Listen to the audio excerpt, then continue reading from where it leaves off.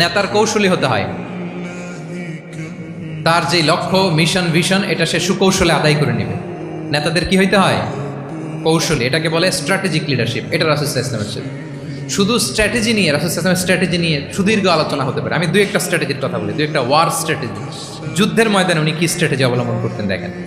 উনি যুদ্ধের ডিস্ট্রাকশনকে, casualty minimise করবার জন্য ওনার নির্দেশনা থাকতো, খবরদার কোনো নারীর গায়ে হাত তুলো না যুদ্ধের ময়দানে, শিশুর গায়ে হাত তুলো না, কোনো পাদ্রীর গায়ে হাত তুলো না,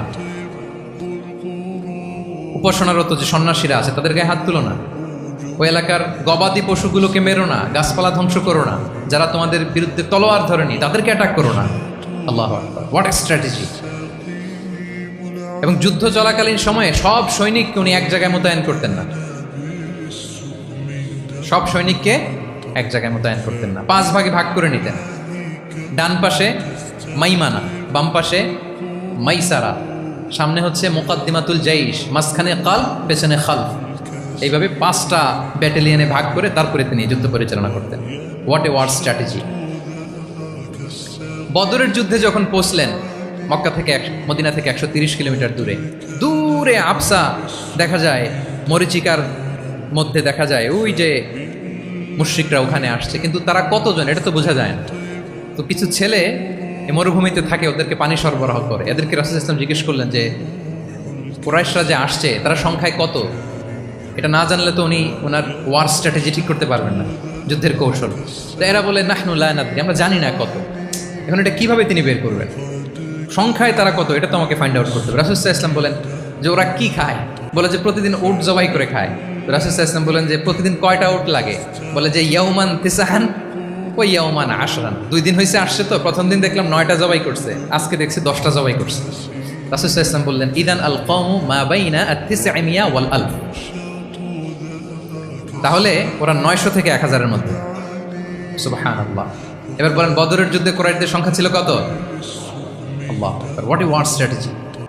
নমুনা দেখে বুঝে ফেলছেন কতজন তারা। এইভাবে রাসূল সাল্লাল্লাহু আলাইহি ওয়াসাল্লাম ওনার স্ট্র্যাটেজি নির্ধারণ করতেন। লোকেশন শেয়ার করতেন না। সুবহানাল্লাহ। কোথায় যাবেন বলতেন না, চলো চলো বলে ছুটতেছেন। কোথায় যাবেন উনি জানেন। অ্যাটাক করবেন এই দিকে, ডান দিকে। অ্যাটাক করবেন কোন দিকে? কিন্তু মদিনা থেকে বের হতেন বাম দিক দিয়ে। অ্যাটাক করবেন উত্তরে, মদিনা থেকে বের হতেন কোন দিক দিয়ে? দক্ষিণ দিক দিয়ে। যে রাতে হিজরত করবেন, মদিনা উত্তর দিকে, উনি দক্ষিণ দিকে চলে গেছেন গারে সাউরে 3 দিন থেকে আগে, ওরা যাতে বুঝতে না পারে। সুবহানাল্লাহ। এটা ছিল রাসূল সাল্লাল্লাহু আলাইহি ওয়াসাল্লামের ওয়ার স্ট্র্যাটেজি।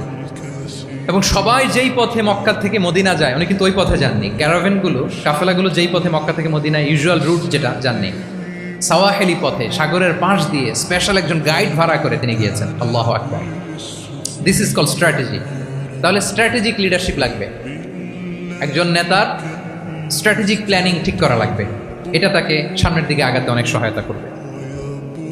রাসূল সাল্লাল্লাহু আলাইহি ওয়াসাল্লামের যে জিও পলিটিক্যাল অ্যাওয়ারনেস, এগুলো নিয়ে কথা বলতে গেলে অনেক লম্বা সময় লাগবে, আমরা যাব না। 10 নম্বরে ছিল স্ট্র্যাটেজিক লিডারশিপ, 10টা বলে ফেলছি, আর 2টা 2 মিনিটে বলে শেষ করব। 11 নম্বর প্র্যাকটিক্যাল উইজডম। প্র্যাকটিক্যাল উইজডম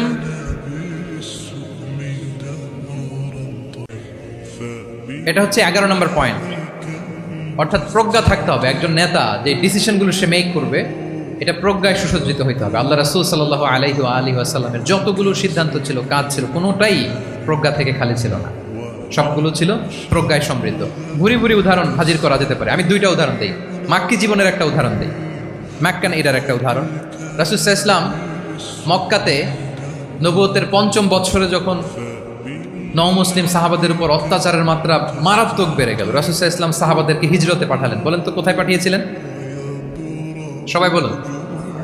আবিসিনিয়াতে, বর্তমান ইথিওপিয়া, ইরিত্রিয়া, ওই এরিয়াতে আবিসিনিয়াতে তিনি পাঠালেন। বললেন যে দেয়ার ওয়াজ এ জাস্ট কিং আসহামা নেগাস।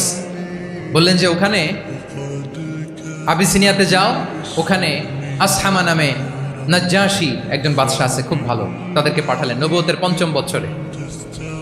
যেতে লাগলো, এক এক সময় এক এক সাহাবী যায়, যে ওখানে বড় একটা বেস তৈরি হলো, মুসলিম কমিউনিটি তৈরি হলো। এরপর 13 বছর পরে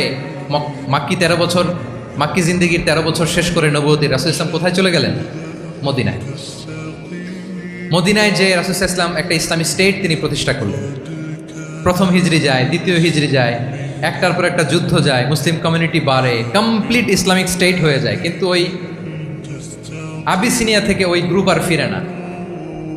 নবুয়তের ৫ম বৎসরে যে গ্রুপকে রাসূল সাল্লাল্লাহু আলাইহি ওয়াসাল্লাম জাফর ইবনে আবু তালেবের নেতৃত্বে আবিসিনিয়ায় পাঠিয়েছিলেন, তারা মদিনায় কোন হিজরিতে আসছে জানেন?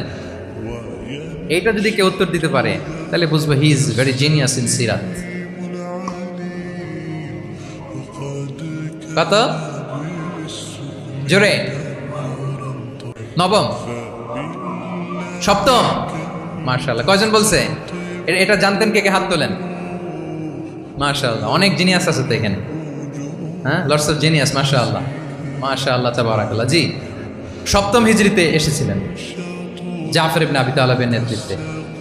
এখানে হিকমা, রাসূল সাল্লাল্লাহু আলাইহি ওয়াসাল্লামের উইজডমের ব্যাপারটা হচ্ছে, রাসূল সাল্লাল্লাহু আলাইহি ওয়াসাল্লাম আছেন মদিনাতে, একের পর এক কোরআনের আয়াত নাজিল হচ্ছে, আহকামগুলো সাহাবারা প্র্যাকটিস করতেছে, মসজিদে নববী হলো, ইসলামিক স্টেট হলো, বদরের যুদ্ধ হলো, উহুদ হলো, খন্দক হয়ে গেল, সব হয়ে যায়, কিন্তু ওনারা ফিরেন না কেন?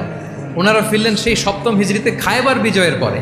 এবং যেদিন জাফর ইবনে আবি তালেব আবিসিনিয়া থেকে সবাইকে নিয়ে ফিরলেন, রাসূল সাল্লাল্লাহু আলাইহি ওয়াসাল্লাম এত খুশি হলেন, উনি বললেন, বি আইয়িহিমা আনা লা আদরি বি আইয়িহিমা আনা আফরাহ বি ফাতহি খাইবার আও বি কুদুমি জাফর।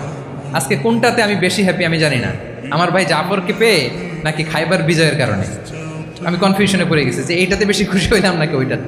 এর কারণ হচ্ছে রাসূল সাল্লাল্লাহু আলাইহি ওয়াসাল্লাম অপেক্ষা করতেছিলেন যে মদিনা এই স্টেটটাকে আগে ইন্টারনাল এবং এক্সটার্নাল যত থ্রেট হতে পারে সবগুলো থেকে আগে সেফ জোন বানাতে হবে।